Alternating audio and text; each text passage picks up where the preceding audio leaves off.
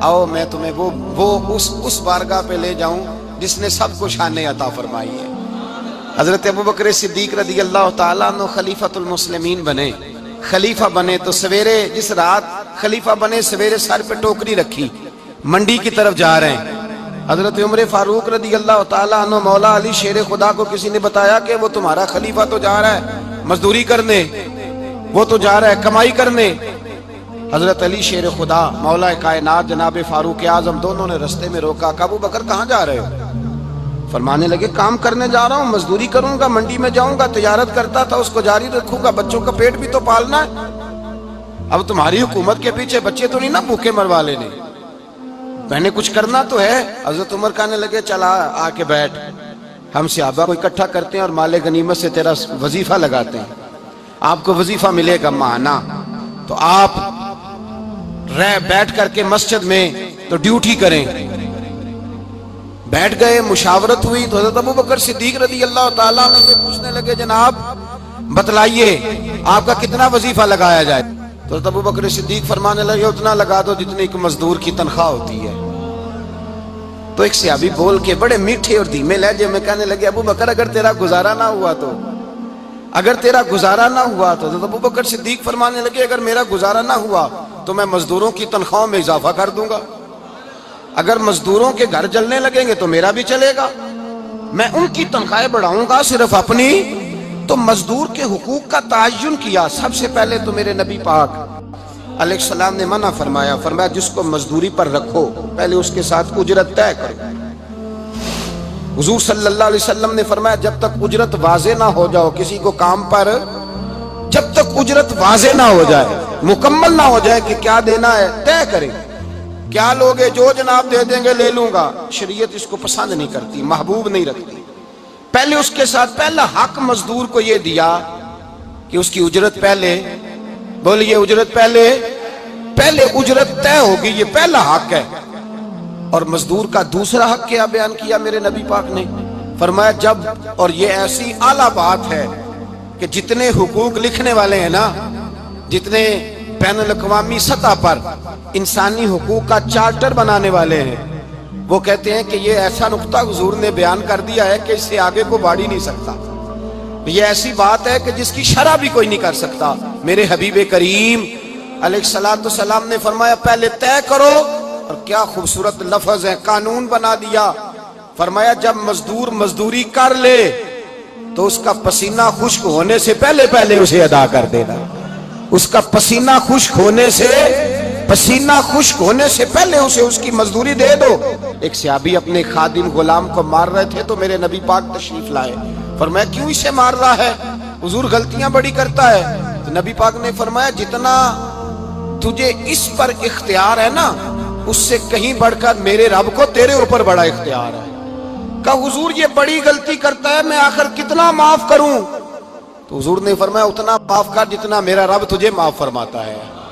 پتہ ہے تیری صبح سے لے کر شام تک کتنی کوتاہیاں ہیں، درگزر کا حکم دیا۔ پہلا حق یہ دیا مزدوری طے کرو، دوسرا حق یہ دیا پسینہ خشک ہونے سے پہلے ادا کرو، تیسرا حق یہ دیا کہ اس سے درگزر کرو، غلطی ہو جائے تو درگزر کرو۔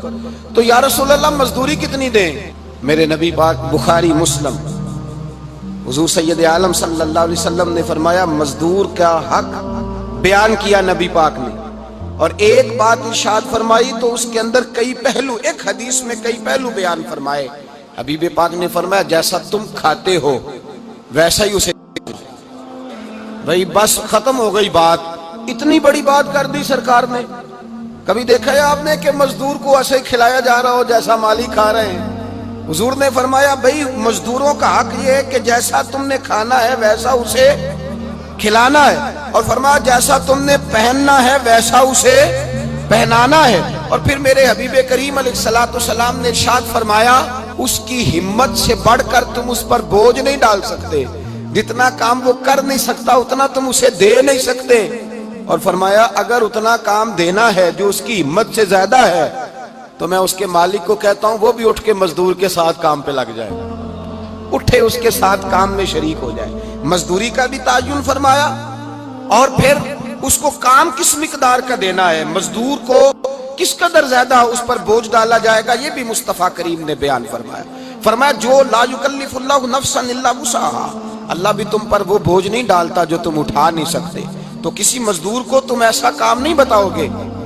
حضرت عثمان غنی رضی اللہ تعالیٰ عنہ ایک دن حضرت عمر فاروق سے کہنے لگے عمر بس کر دے یار، تیرے بعد بھی تو لوگوں نے خلیفہ بننا ہے، کیسے کوئی تیرے رستے پہ چلے گا؟ تو حضرت عثمان غنی سے جناب عمر کہنے لگے کیا ہو گیا؟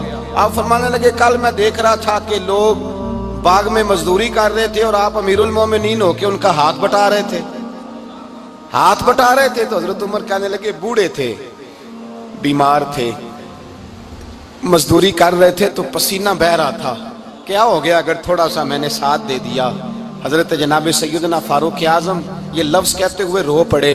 آپ فرمانے لگے میں کسی بادشاہ کا شہزادہ نہیں، میں بھی اسی باپ کا بیٹا ہوں جو اونٹ چرا کے گزارا کیا کرتا تھا۔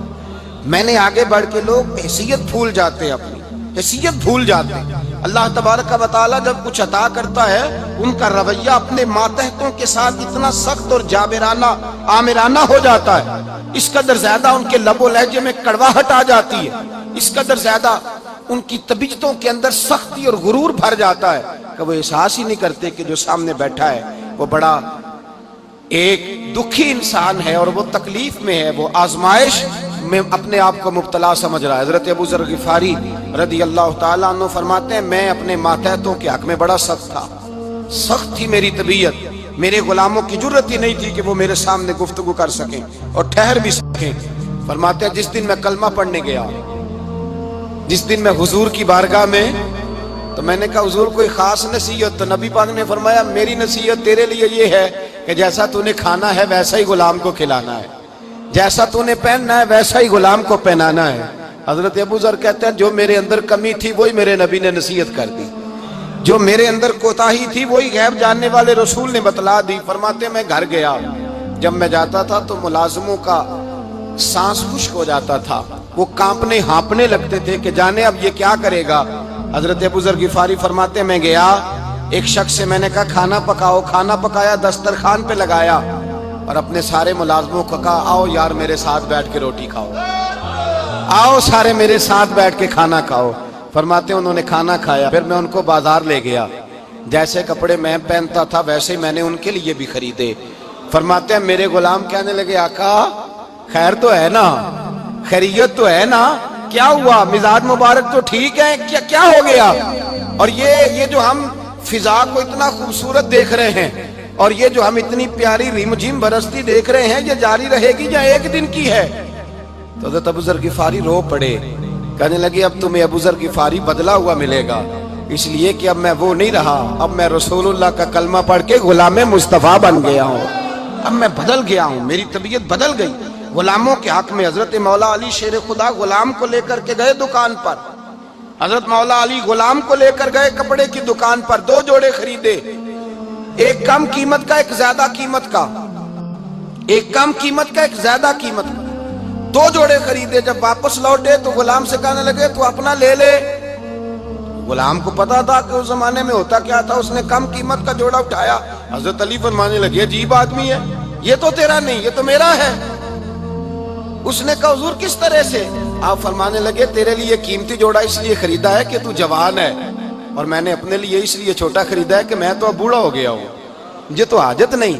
کہنے لگا حضور بوڑھے اور جوان کا مطلب نہیں، آپ علی ہیں، من کنت مولا فہذا علی، علی مولا، علی مولا، آپ چونکہ مولا علی ہیں اور آپ امیر المومنین ہیں، لہذا آپ نے تخت پر بیٹھنا ہے، آپ نے سلطنت کو چلانا ہے، آپ پہنیے۔ حضرت علی فرمانے لگے تو میرا غلام بنا ہے نا، تو نے ابھی میرے نبی کا دیدار نہیں نہ کیا، تو بعد میں آیا ہے نا، اگر تو اس دور میں ہوتا تو جان جاتا کہ یہ عمل میرا ہے، پر اس کے پیچھے جو نصیحت کے پھول ہیں وہ مصطفیٰ کے عطا فرمائے۔